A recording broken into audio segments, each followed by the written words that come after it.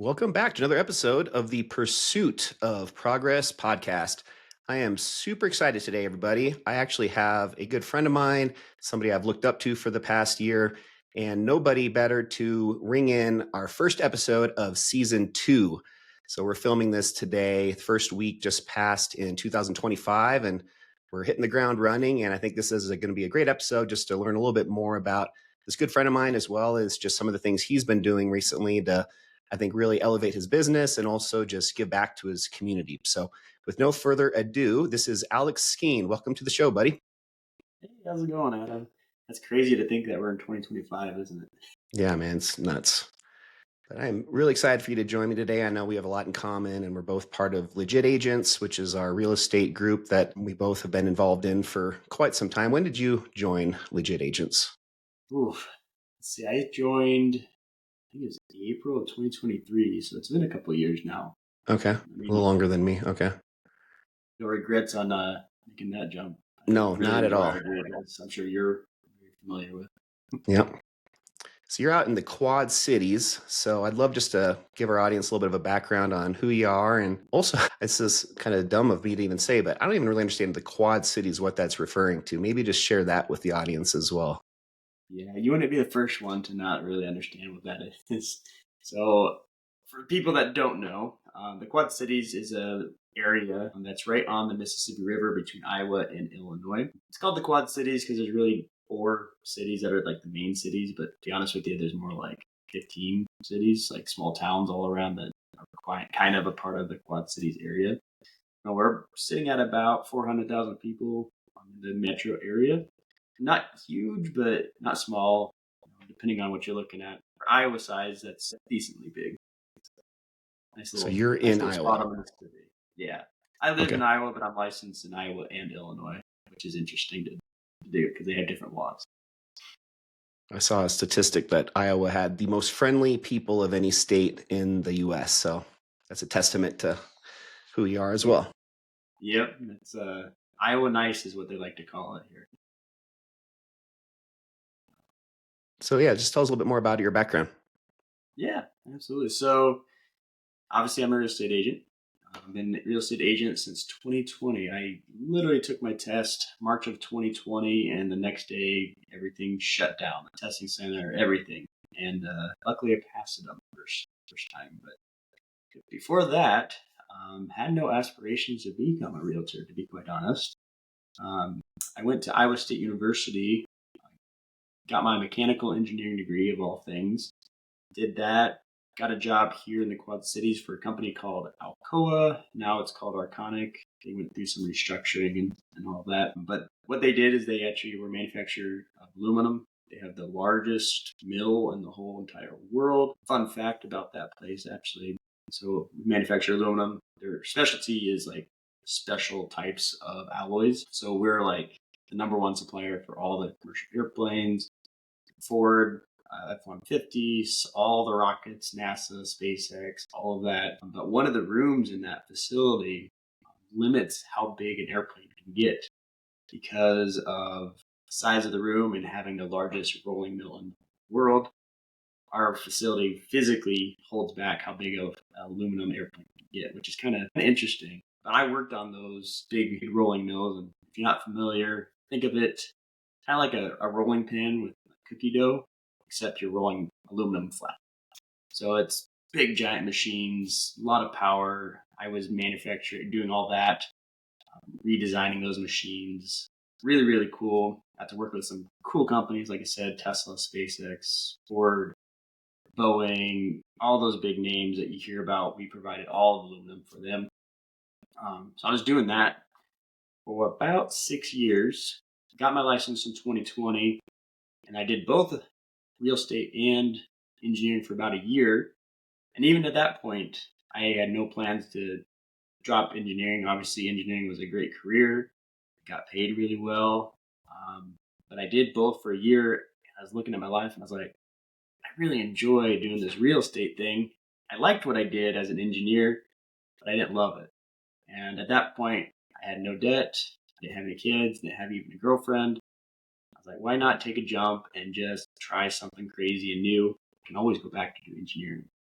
So then I'd been 2021, left my engineering profession, and then got into real estate and been doing it ever since. So it's quite a journey, quite a different career because engineers are not known to be people pleasers or people.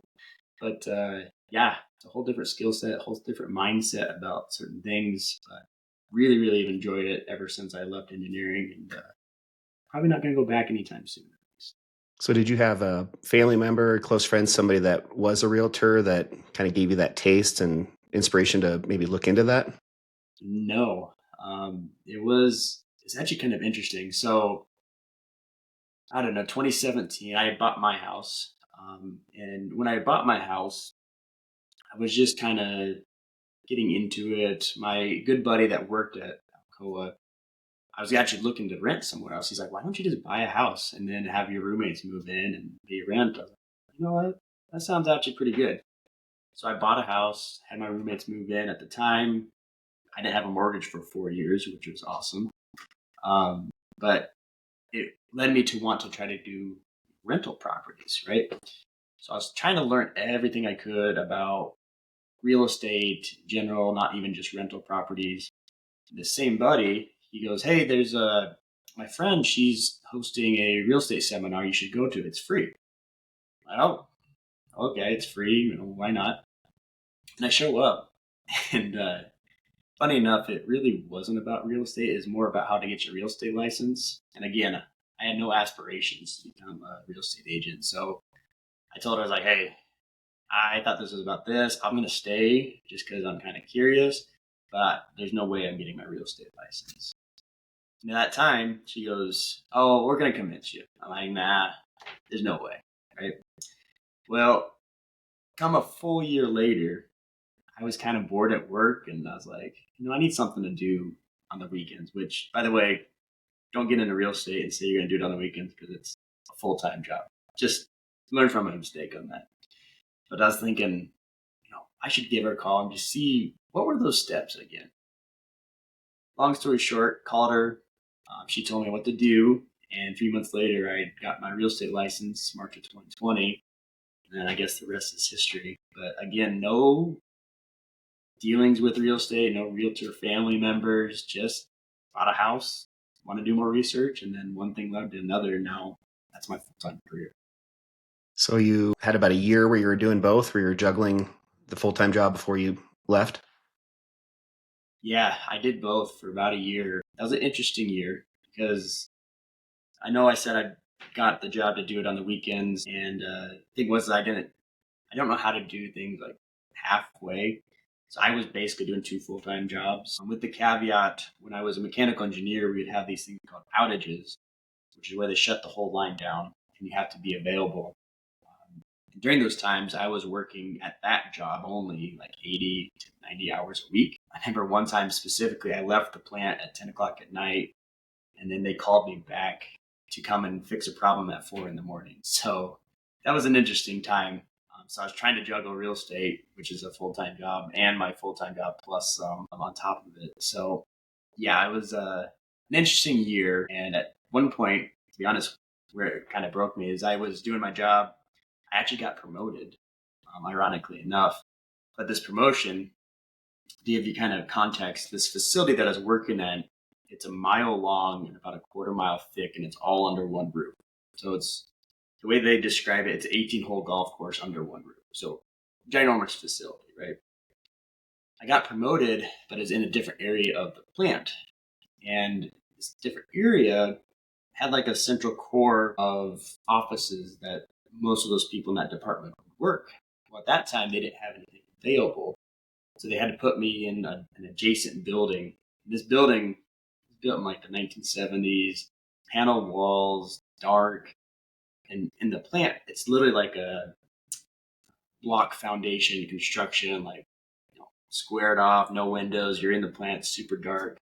And I was the only person in this entire building. And at some point, I was just in my office. I was like, if nobody came and checked on me, I could be here for weeks and nobody would know, you know?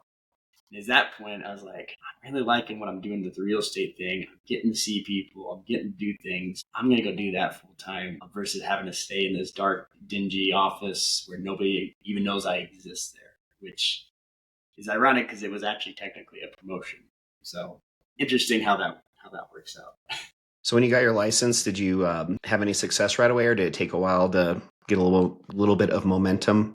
Yeah, so that was an interesting time too because I think I told you I got my license March of 2020, which everybody on the outside's like, oh, that was a great time to get your license because things were booming, popping off, and it's like for anybody that was already established, yeah, it was a great time.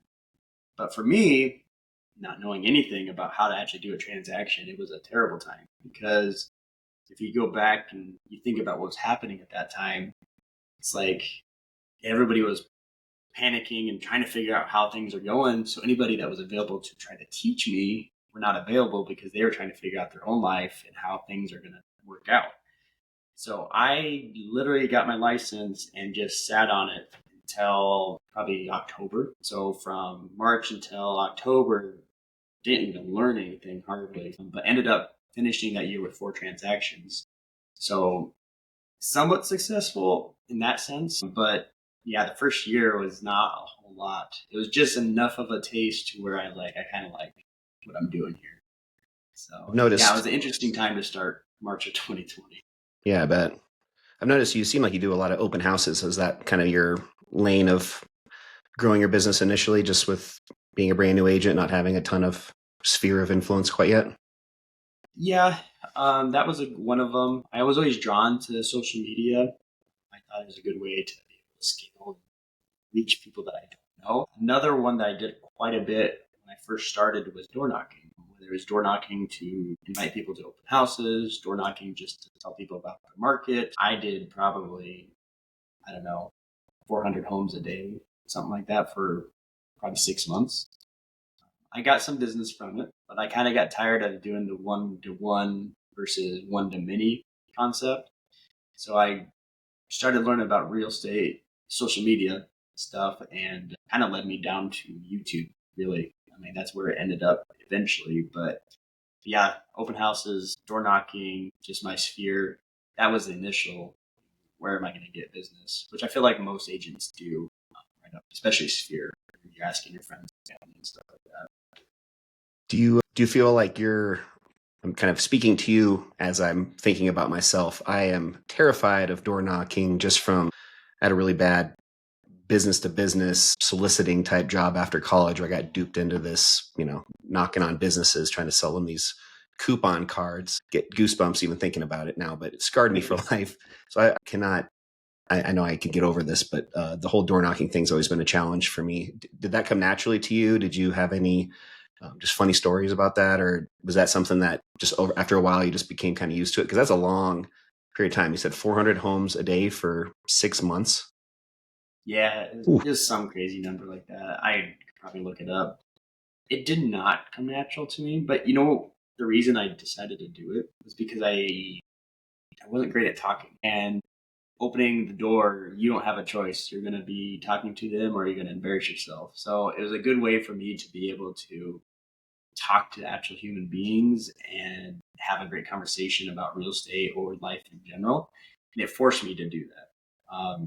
Was it comfortable? Not really. I mean, nobody's really comfortable talking to strangers, especially if you're not used to it. I mean, think about my background. I'm an engineer. Not engineers are not known for being super sociable, and I was similar. I wasn't the worst. I wasn't the super nerdy engineer, but no, it was uncomfortable, especially right at first. And as I got better at it, I brought other agents on for that very reason. New agents are trying to find business. They see that I'm door knocking. So I would take them with me and force them to talk to the people. And it helped those agents as well, just being able to be articulate about what you're talking about. Super helpful. I wouldn't trade it for the world. I loved it when I did it. I still enjoy it sometimes because I still will do it sometimes for like open houses and stuff, but it's not the main focus of my business anymore, for sure. Yeah, it seems like we both have a similar mindset where the scalability, or you mentioned a minute ago, one to one versus one to many, and just the power of YouTube, which you're further along down that road than I am. But maybe we can just chat for a second about that for any listeners that are maybe also in real estate and on the fence about that as a form of generating business. What kind of Yeah. point did that come into your, when did you kind of see that that was something that was even out there as a potential way to lead generate? Is that something that Yeah. led you initially to Will and Eli, or that's, for everybody that doesn't know, that's who we both are kind of connected with through legit agents, or was it some other way? Yeah. So I think I mentioned, I was looking at that one to many. So I was drawn to social media. At the time, it was Facebook. I was trying to figure out Instagram. To be honest, I'm still trying to figure out Instagram. But I started making videos on there. Um, Agents saw it. That's great. People compliment you. That's great. But I noticed I really wasn't reaching people that wanted to necessarily work with me. Yes, people were seeing me. Yes, it was giving me the reps to make videos. But I always wanted to do YouTube.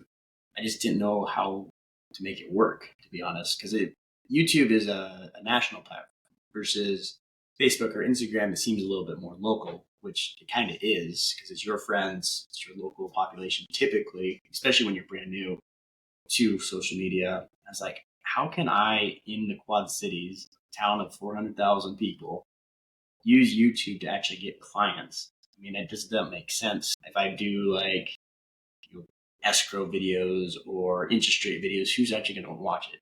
So I actually started a YouTube channel. That would have been July of 2021. When I say started, I literally just signed up for it. I didn't do anything with it because I just didn't know how to do it.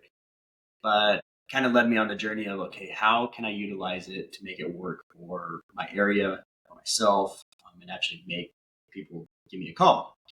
So through that, you do your own YouTube research from other people. Came across quite a few different groups, different methodologies. I mean, as you're probably familiar, there's more than one way to go skin the cat when it comes to YouTube.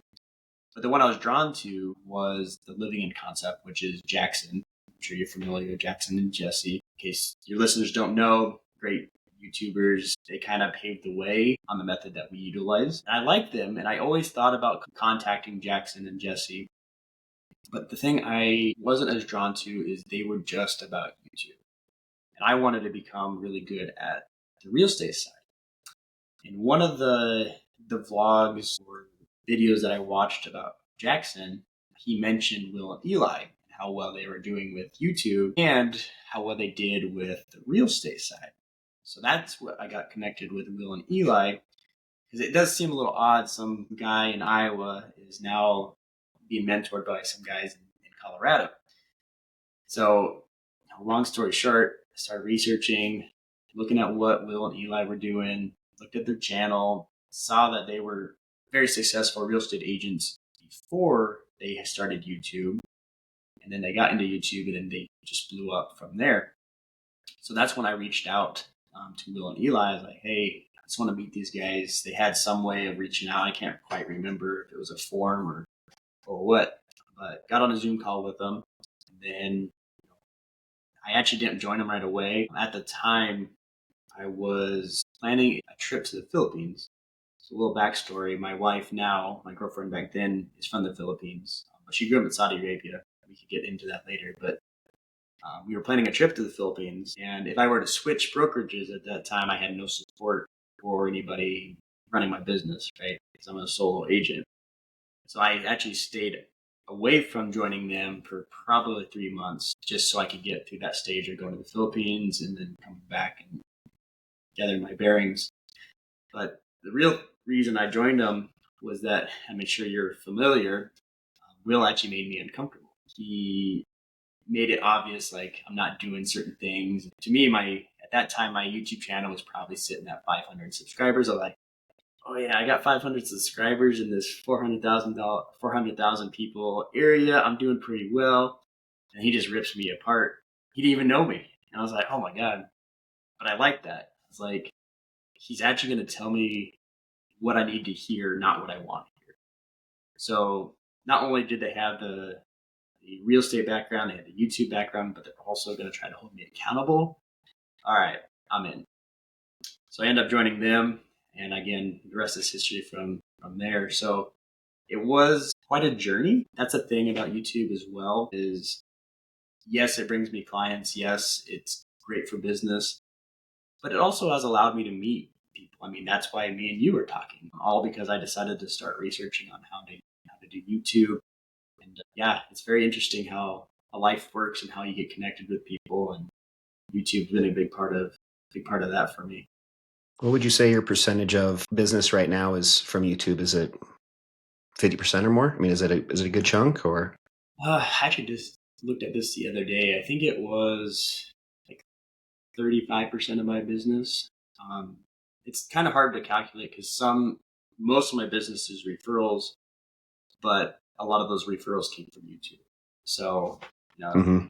you calculate it as a referral or do you calculate it that is from YouTube? But directly from YouTube is about a third of it.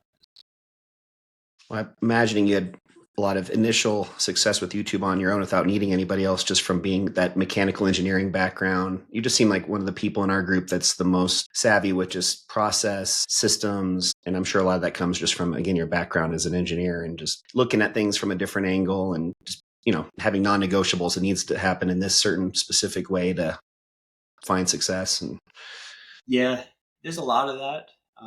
Thing I'll tell you about like engineering school is you learn physics, you learn dynamics, you learn fluid mechanics, you learn all these things.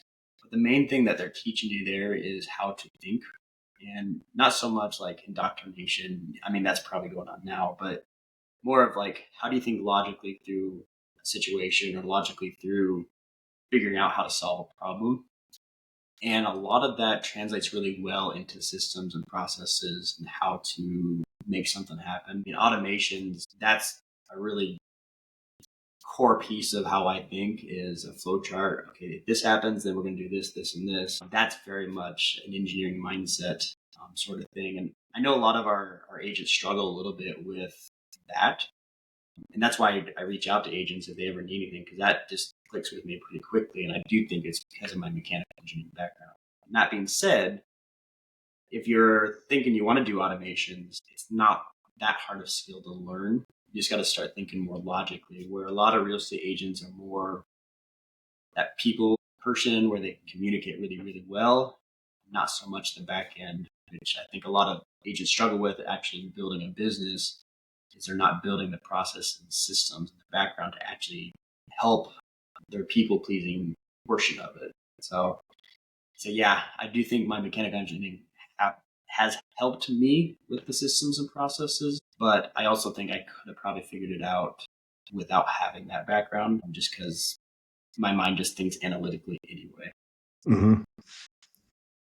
Well, let's talk for a minute just about community involvement, because that's another area that when I look at all the different people in our group, I always have looked up to. Just it seems like you really prioritize that, and that's a big part of just your personal life, just giving back to the community, finding different ways to, whether it's intentional or not, by doing so. I think it also helps you network with other people that maybe you're kind of low hanging fruit in a sense, as far as you're connecting with them in a much different way than they're maybe used to, and it's not a salesy, no high pressure. It's nothing like that. You're not even trying to sell them anything. You're just, doing something good natured, and you're being rewarded on the back end, maybe by, just having people connect with you. Just maybe talk through a little bit of that. Cause I know I've watched you on social with your wife now, how you guys were, we'll talk more about 75 Hard also, but you're going around every night picking up trash. I know you were doing some really cool events for the dog park in your area.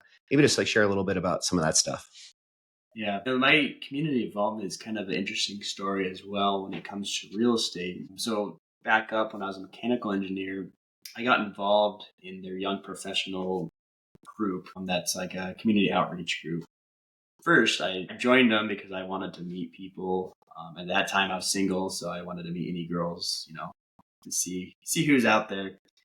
Long story short, with that, my boss at the time, she was the lead for that young professionals group. I was involved from helping them plan events, but I wasn't leading it. And my boss, she got promoted, and she needed somebody to replace her. So she came to me and started asking me to lead the meetings and eventually become the director of that. So I became the director of that young professionals group, which meant I got to plan everything and delegate people to help me plan. certain community events. And I enjoyed that. And when I was pre-licensed, I was kind of on a journey to figure out like, what is this life about, right? So I started taking note of like, when am I the most happy?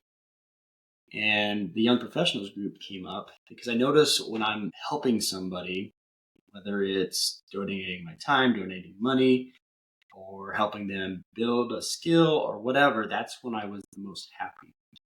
I was like, how could this translate into some kind of career? And that's also where real estate kind of came in. I said is because I was researching real estate, which is 100% true. But when I was doing this reflection, it's like, well, real estate agents help people. I like helping people. Maybe this would be a good match, right?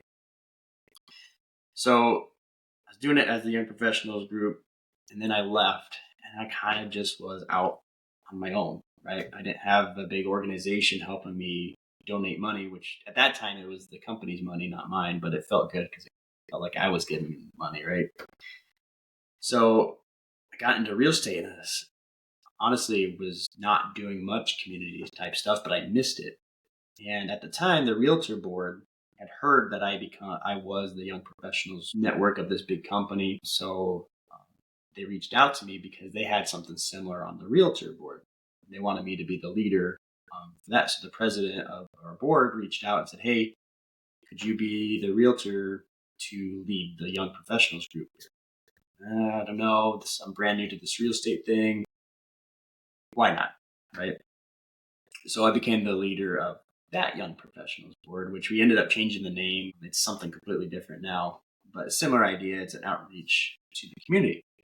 As a part of that, I got connected with a lot of different committees, organizations, leaders of the community to where I've left that group now because that's a yearly leadership position. So I'm not the leader of it anymore. But I got involved with a lot of different committees. The big one, which has actually been with me since I was a mechanical engineer, is Big Brothers Big Sisters. It's called Putt Around. It's a big mini golf event where they have companies sponsor a hole, companies build the hole, and then thousands of people come to this event.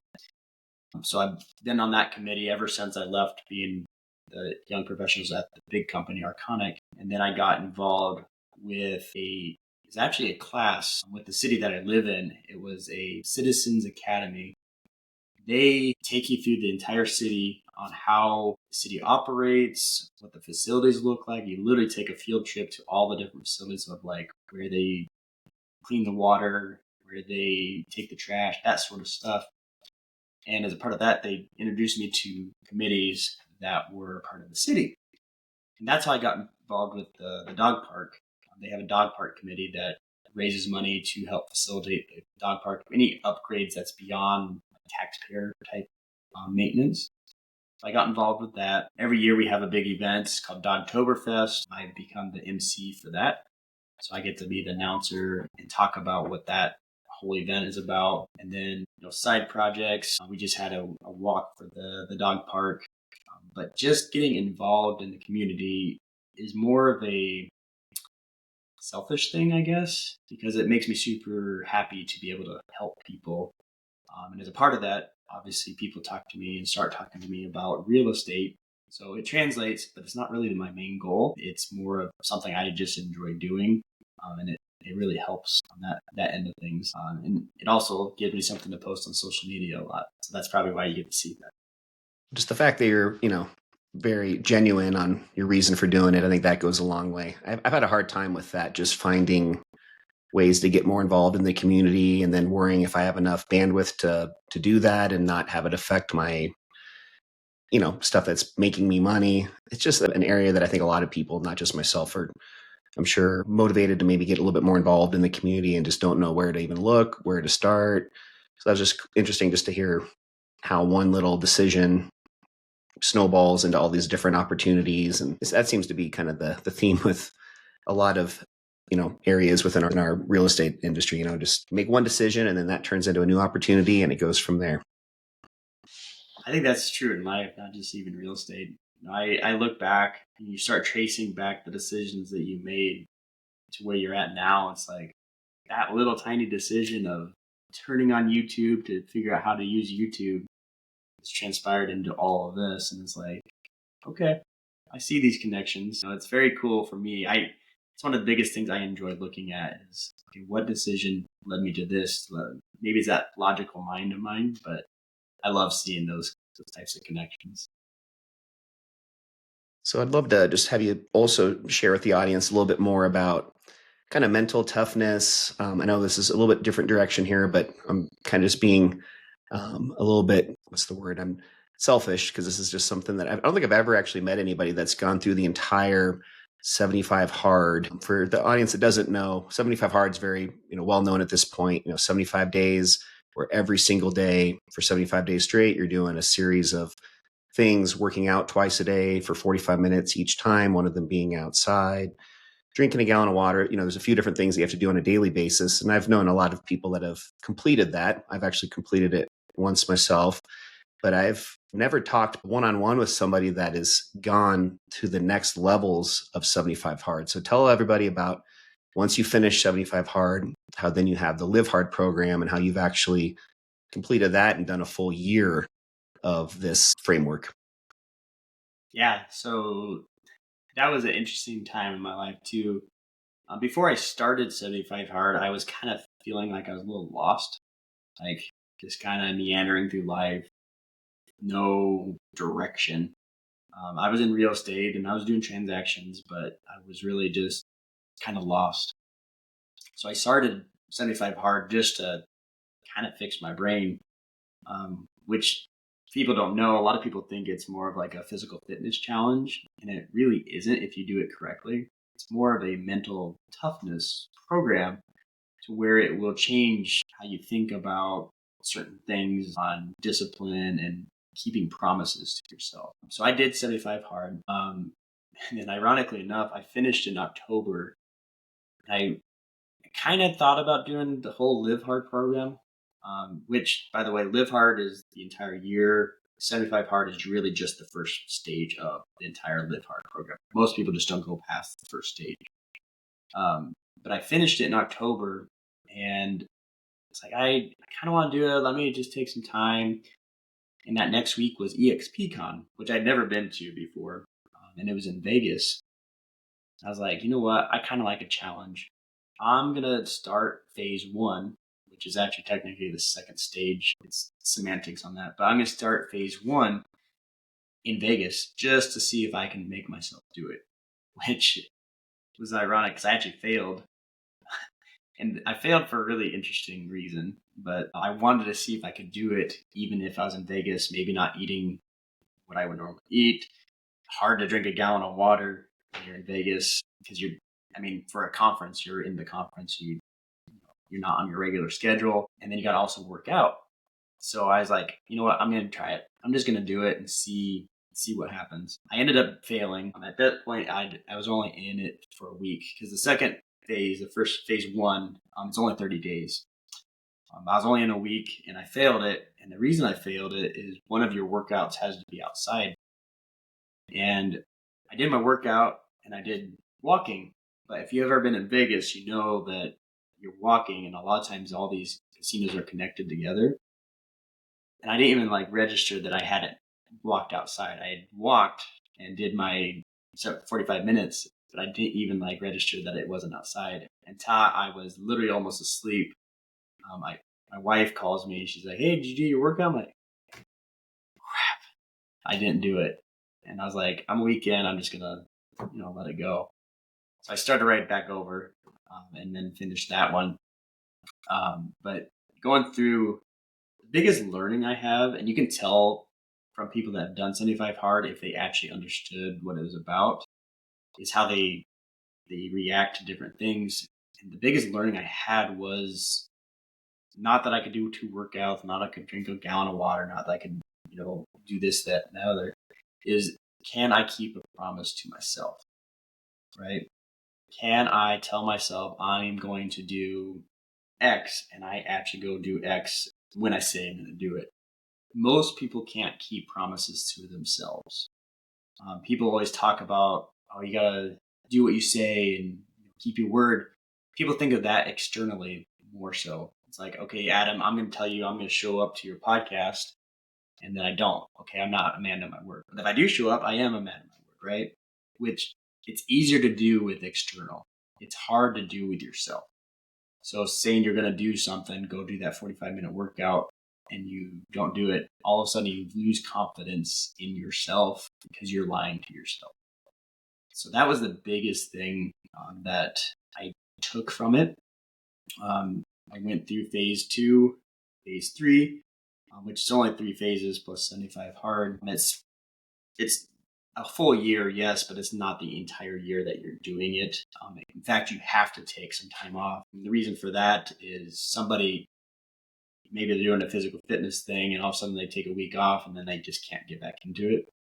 So the reason there's a phase in there where you have to take time off from the 7-hour program is because you have to be mentally tough enough to tell yourself you're going to start back up at this time and this date. So that was very interesting, and it was a learning for me, all about the keeping the promises for yourself. Just having that break in there teaches you a lot about yourself if you can get back at it.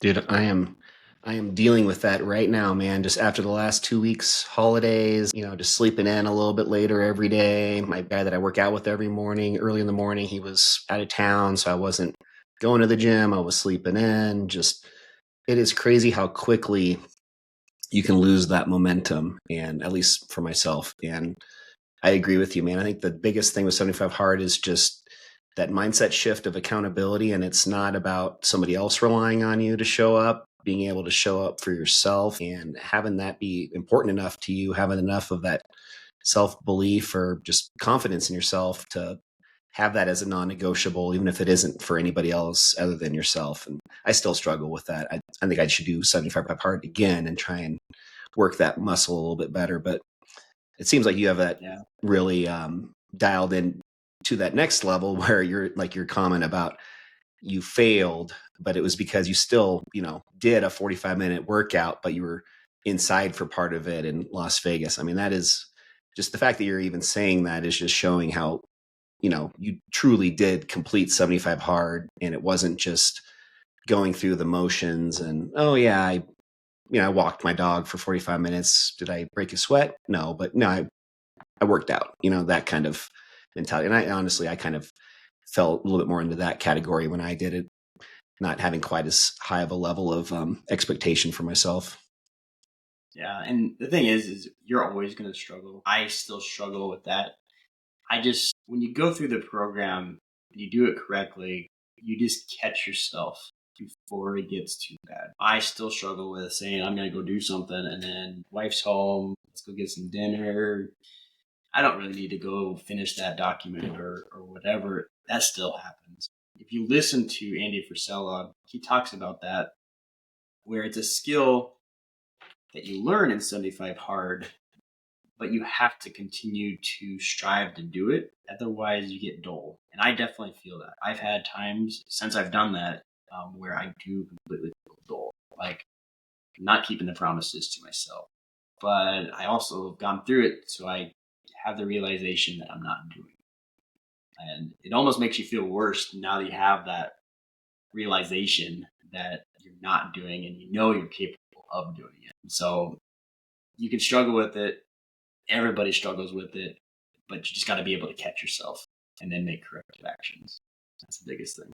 So I've seen on your social where your wife has been, involved with you on at least some of these things we've been talking about, walking through the neighborhood, picking up trash. Did she also do 75 hard? Has she been an accountability partner to kind of push each other since you're both working towards something together? Or is she just really supporting you where if she sees you're out doing something, she wants to, join you and kind of motivate you?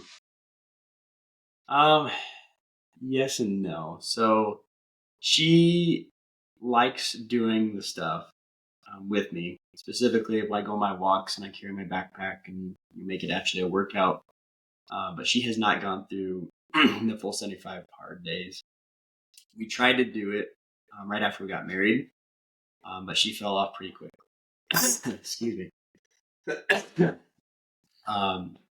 Which when she was asking about doing it, I told her it's going to be one of the hardest things she's probably done.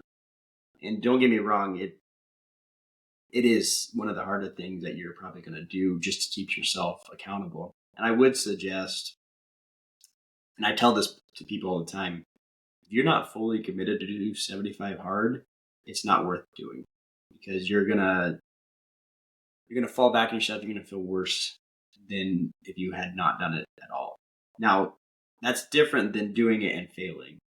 But as long as you're committed to actually completing it, it's gonna help you a ton. But if you're not, it's gonna hurt you in the long run. When she started 75 hard, she wanted to do it. I don't think she was fully committed to do it.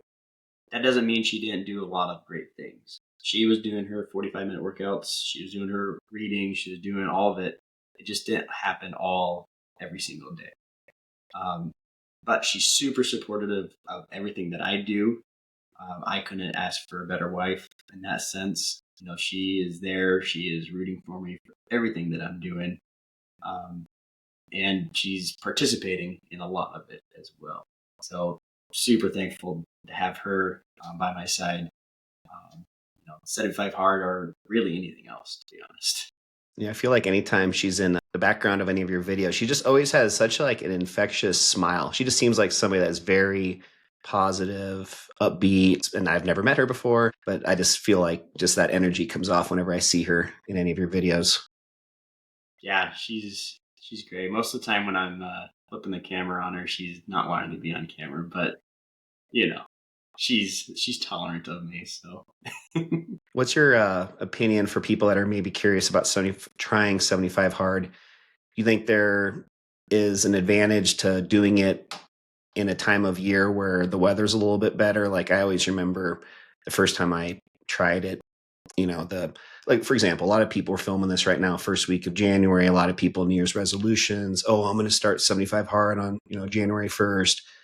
But I just feel like, man, the weather for that second workout, which has to be outdoors. I mean, I feel like that was what tested me the most when I did it the first time, and I started it, I think, in January. That's a side note. That's actually how I connected first with Will and Eli. They actually had a 75 hard Facebook group where everybody paid into it, and then it went to a good cause.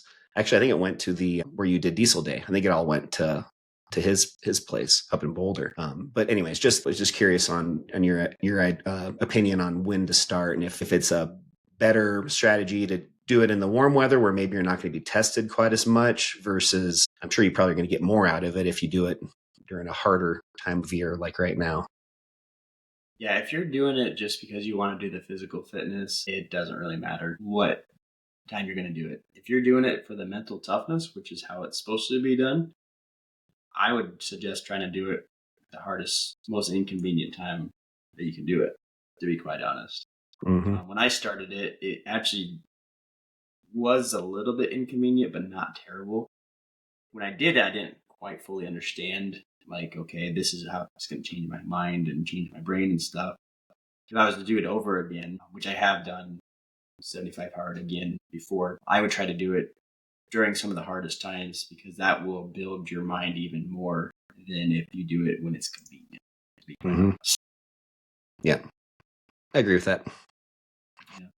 More likely to That's fail. interesting that you met Will and Eli through 75 hard, because ironically enough, I never had heard of it until Will talked about Andy Frisella, and I was like, who's Andy Frisella? Which is ironic because obviously Andy's a lot more famous than Will, but I knew Will before I knew Andy. So that connection is there too with me and Will when it comes to that. I think they just talked about it on a podcast. That was before I even had talked to them in person. So interesting times. Yeah, as we just talk about 75 hard and just earlier, just kind of my admiration of you of just how it seems like you're really good with systems and processes and just very successful in your business. It kind of all comes for full circle in a sense where I'm just thinking about how the skill set you build with something like 75 hard, where you're really training your brain and your mind to have these non-negotiables where every day these certain things have to be done. I'm sure that's directly affected your productivity with your business, where when you're building out new lanes of focus with maybe different projects you're working on, or building out your YouTube channel, or maybe starting a podcast, or doing these community events. Kind of that same mindset where these are non-negotiable things where, yeah, you got a lot on your plate, but these certain things have to happen each day in order to move the needle forward. And I think under the subliminally, that's probably been a benefit to you, just having that mindset and that skill improved. Yeah, absolutely. It's definitely changed my productivity. And you said it, when I'm off, which I get off all the time, it's just the ability to catch it. I think that's the biggest thing. Like, okay, I'm not doing what I'm supposed to be doing. Let's stop that and correct it before it gets to the point where I'm out of business, essentially. 'Cause it can lead that way. If you're not doing the things that you're supposed to be doing or told yourself you're going to do, eventually you're going to be in a place where you can't do it anymore. So kind of on that same subject, our top or our title, or our theme of our podcast is the pursuit of progress. How does that, what meaning does that have to you as far as personal, business? How to maybe just share with the audience maybe an actionable tip for how to pursue progress, how to get some momentum behind you with working towards something that you're maybe trying to build out in 2025. So for me, the pursuit of progress, it's about the journey. I've gotten to places and then all of a sudden it's just not fun anymore. I've always enjoyed the process to get to something more than I've enjoyed the thing. So I'd say if you're going to get into betting yourself, making your big dreams happen, just learn to enjoy that process, that pursuit to whatever that goal is. Because honestly, once you get there, it's probably not going to be what you think. And it may be a letdown in some extreme cases because the journey to get there is really where you're making the most strides personally, business, whatever it is. That's where you're growing. And that's where most people feel the happiest, to be quite honest, even if it is tough. I'd say just enjoy the journey. No matter what you're doing, no matter where you're at, just enjoy the journey because that's where it's at. I like that. And if you're not enjoying the journey, then maybe that's enough of an indication you need to pursue something else. Yeah. And not to say that the whole journey is going to be a go happy, lucky time. There's going to be difficult parts of that. But if you're not enjoying parts of it or all of it, could be a possibility there for sure. Well, let's just wrap up the episode with just learning a little bit more about how the audience can maybe connect with you if they're in the Quad Cities area. And also, I know you've got a podcast you're hoping to debut here pretty soon. Maybe share a little bit on that, just so the audience, if they're listening to this at a later date, maybe they'll be able to find it and check you out. Yeah. So the best way to find me is through my Instagram at Alex Skeen Real. I also have one called at Living in Quad Cities. So if you're local to the Quad Cities, we post different events, different activities, different stuff that's local here. Those would be the best two. As far as the podcast, still playing with names. I don't know. We'll see. It's probably going to be similar concept to what you got going on because I enjoy these kind of podcasts. So we'll see. That's definitely a later thing. It's not a huge priority, but I think it's going to happen sometime this year. We'll see. Background that I'm looking at is pretty spot on. I mean, you're halfway there already, man. Yeah, It's I looking just got good. this put up, as you know, about a week ago. So I'm hoping to really make it look good, put some shelves up, all of that. So hopefully we'll make it look real good here soon. Yeah. Well, I'll make sure and share all of your social info and just contact ways to get a hold of you in the show notes. So if anybody wants to connect with Alex, you guys can find his info there as well. And Alex, really appreciate you being on the show today. If you have any closing thoughts, any last words? Just enjoy the day. Have a great day, and enjoyed the podcast. Sweet. Well, thanks everybody. Hope you guys enjoyed this episode. Once again, this was our first episode of season 2. So really honored to have Alex on as our first guest in 2025. As you may have noticed, my co-host Ben wasn't with me today, but he'll be back on the next episode. So don't worry there. And until next week, hope you guys have a great week, and we'll see you then on an all new episode of the Pursuit of Progress podcast. See ya.